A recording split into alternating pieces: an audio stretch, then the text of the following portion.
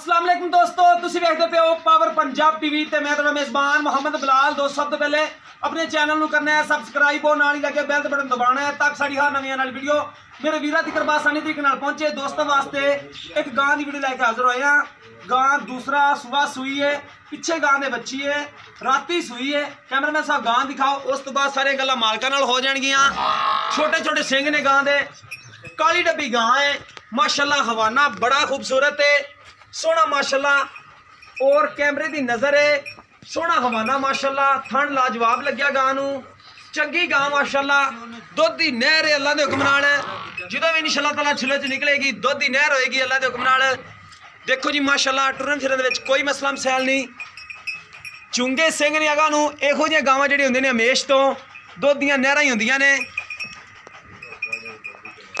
देखो जी माशाल्लाह, लाजवाब चड्डा, फिट फिट बाहर और थणा दी वंड पूरी गिठ गिठ दी है और मुठ पर थाने लाजवाब माशाल्लाह। हवाना लग्या गां नूं।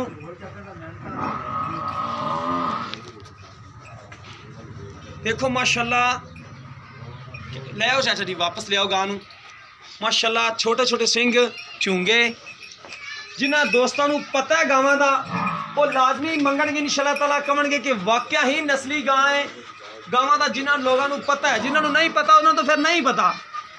जिन्हां दोस्तां नूं पता है, ए पिछे बच्ची देखो माशाल्लाह, तोहफा माशाल्लाह। इन्हें बच्ची भी माशाल्लाह तोहफा दिता है। आपदे तो भी घनी डब्बी माशाल्लाह बच्ची। फ्रीजन च क्रॉस है गां, थोड़ी की जर्सी च क्रॉस है। नाड़वा है नाल खड़ा, रात सूई है। ते बाकी चाचा नाल गल्लां बातां करने। अस्सलाम वालेकुम, की हाल ने चाचा? अल्लाह करनी बहुत बीता। शुक्रिया। अच्छा चाचा, दूसरे सुबह सूई? दूसरा अच्छा, कितना कुछ दुध देगा जेड़ा आपां दो टाइम दा चवा सकने हैं? 8 to 9 सिर दोबारा सी कराया राती कटी। अच्छा, जेड़ा राती कड्डे 8 तो 9 सिर सी, ठीक हो गया। दुध गां चंगा करेगी इंशाल्लाह। गां दी नस्ल कड़ी? नस्ल जी इनकी क्रॉस जर्सी। अच्छा, जर्सी च क्रॉस है, वलैती जर्सी है, ठीक हो गया। अच्छा, वलैती जर्सी क्रॉस है। ते किन्ने दे मकूल जी जेड़े आपां पैसे करें? छट्टा बोर तो नहीं है गां दा? ठीक हो गया, करेगी। ठीक हो गया जी। मोटा थान करे नहीं गां माशाल्लाह नस्ली है थोड़ी चाचा जी, कह रहे हैं ਅਸੀਂ। ਤੇ ਕਿੰਨੇ ਦੇ ਪੈਸੇ ਨੇ ਜਿਹੜੇ ਆਪਾਂ ਮਕੂਲ ਦੇ ਲੈ ਲੈਣੇ? ਉਹਨਾਂ ਨੂੰ ਮੁਹੱਬਤਾਂ ਪਿਆਰ ਵਾਲੇ।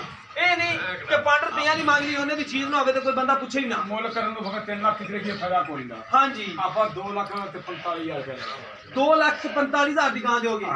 ਠੀਕ ਹੋ ਗਿਆ। ਦੁੱਧ ਅੰਦਾਜ਼ਨ ਪਿਛਲੇ ਸੂਬੇ ਕਿੰਨਾ ਕਰਦੀ ਰਹੀ? 20 ਕਿਲੋ ਕਰਦੀ ਰਹੀ? ਮਾਲਕ ਤਾਂ ਜਾਂਦੇ ਸਾਡੇ ਕੋਲ 18-19 ਕਿਲੋ ਕਰਦੀ ਰਹੀ। ਅੱਛਾ, 18-19 ਕਿਲੋ ਕਰਦੀ ਰਹੀ।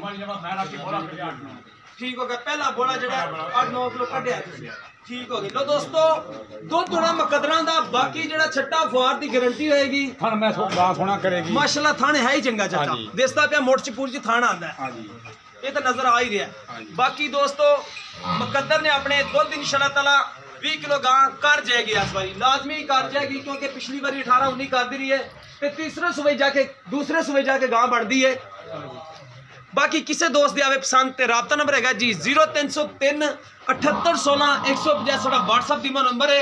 सर उम्मीद है कि अज वीडियो दोस्तों पसंद आएगी। अगर पसंद आवे वीडियो को शेयर ते लाइक जरूर करना है, अपनी राय का भी इजहार करना है। इस दे नाल अपने मेजबान नूं दिओ इजाजत। अल्लाह हाफिज़।